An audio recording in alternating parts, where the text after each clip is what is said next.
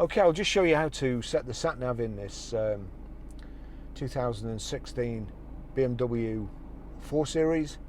So from any screen, you've got your iDrive here, and you've got media, menu, map, and nav. If you just want map, which I drive quite a lot of the time with that on, just so as I can see any bends coming up if I'm unfamiliar with the road, but you've got nav there. So if you click on nav, quick search, home address, recent destinations, address input. So it's given me the options there. You can either say address, which would be the easy way, or input it. So I'll show you how to input it.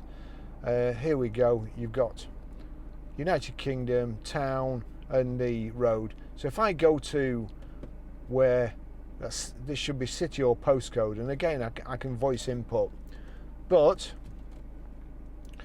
quite often it doesn't recognize my voice at all, and it always gets it wrong. So I prefer to do it with Grosvenor Garage, Chorley Road, Wantleydale, Preston, PR. Now we need to get to numbers.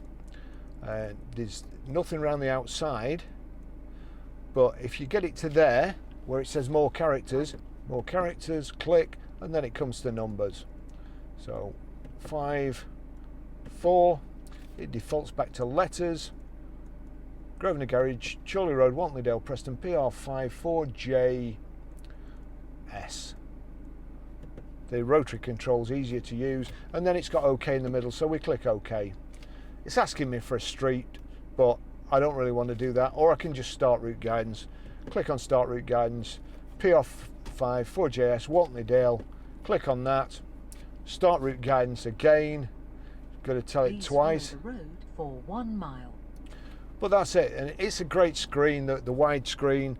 I think also, let me just see, if I knock it over to the side, yeah, if I knock it over to the side there, you can have it on split screen, and it's telling you your next turn. If I click on there, hang on, let me just do that again, back, click across there. By scrolling this, you can have position, arrow view, the Sat Nav again. Let's just go split screen. We'll select split screen, and we can just change it.